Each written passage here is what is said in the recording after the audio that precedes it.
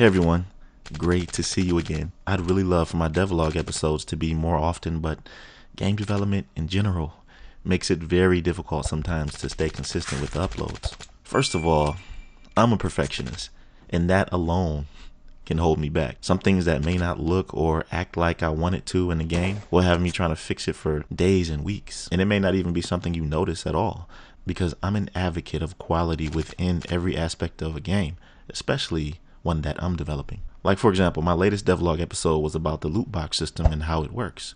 But in that video, most of you probably didn't notice that when aiming my weapon, the left hand does not attach to the gun all the way. This is the case even with the NPCs. And this devlog was supposed to be about perfecting the character's details, from animations to functionality. I mean, it still could be about that, but I decided to add it to this devlog because I wanted to talk about this as well. I already like the movement itself. It looks natural. You've been seeing it the whole time. And when aiming down sights while walking and running, to how he looks when shooting doing this is awesome, I think. There are only a few changes I need to make in areas when positioned a certain way, like crouching while aiming. It's a little bit offset if you notice. And here's what I was referring to about the left hand not being attached to the weapon. At first, I had it working perfectly. And here's where inverse kinematics come into play for a more realistic approach in animation.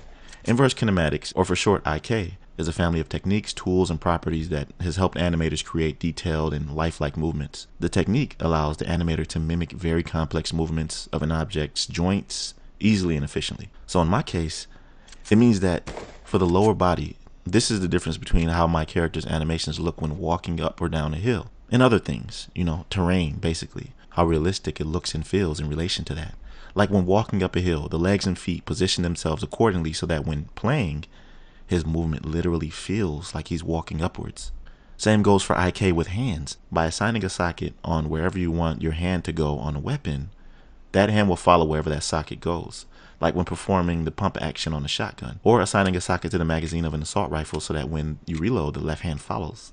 These small details are what matter to me when it comes to perfecting the base functionality of a game. They're all important to me, because when I play a game, I pay attention to all the details and I definitely appreciate them as well. What do y'all think? Let me know down below. Now, let's get into the meat of this devlog.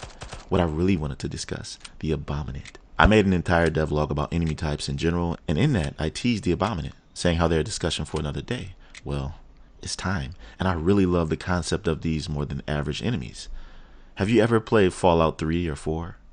Well, this is where my original inspiration came from for the Abominate. There was an enemy in the wasteland of Fallout that I encountered, and I thought I could deal with him easily. He's known as a Deathclaw, and as he walked slowly while I aimed at his head arrogantly, I just knew he was done for. But shooting him only angered him. You can only imagine what happened next. He quickly ran up and disposed of me. This experience to me was so exciting and an adrenaline rush that I never forgot. And this happened years ago, so it's etched in my memory. And what better way to relive this experience than adding something similar to it in my game? But of course, I gotta add my own flavor to it, right? At the moment, I have 3 Abominate types, and they're a mixture of animals, even humans in some cases, altered into beasts from being heavily irradiated.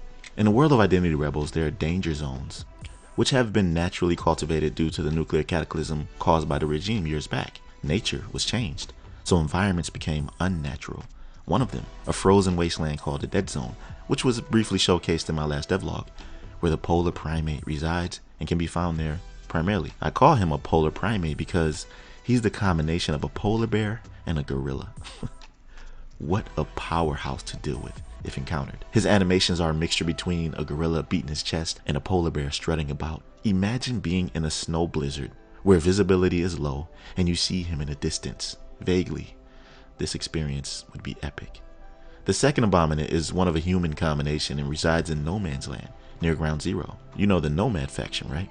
Well, they've already been infected by the radiation, which explains their appearance. The Abominate here is one that has been affected in the worst way. Unable to be reasoned with and actually eats the nomads whenever it's hungry. He's really fast and lunges at you from far distances, dealing insane damage if he lands that attack. He's pretty relentless. The third is a mixture of some sort of reptile and a human. He can be found mainly in the mountain areas where the legendary enemy Mansa resides, which you'll hear about later on as well. And also, This is where a volcano has reawakened after decades of slumber, and once again it's due to the cataclysm. Now this abominous behavior I really like. He's actually blind. The other senses are very keen, so he'll attack you based on hearing. Now this is what's cool about the Ultra Tech gear and how it connects with this.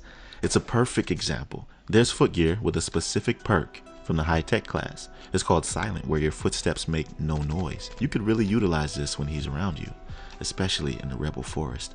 The reptile can be found there as well. It's a forest that has a secret pathway leading to the Rebellion Sanctum, the main base of operations for you and your people. But the forest is a beautiful deception, because on that path, there's a chance you can encounter him there. Also, other enemy types lying in wait to ambush you. So aside from the danger zones, a lot of the world of Identity Rebels is an open world representation known as the Liberation Lands, a place that exemplifies salvation from the oppression of regime syndicates' walls, where anyone has an opportunity to live free but not without risk, where only the wittingly brave can survive, the only place for a true rebel to live in these perilous times. I'm at the point now where I can start creating this wonderful world. I'm almost satisfied with the look and feel of the main character's archetype, so building all the levels and maps is next on the list. After that, I'll be coding the chest armor abilities, which entails the stim packs and what they do. Looking forward to all of this in the months to come. I appreciate you all supporting me, and we're almost at 1,000 subscribers, which is awesome. Like the video if you enjoyed. Also subscribe to my channel to support me further. I'll see you in my next video. Peace.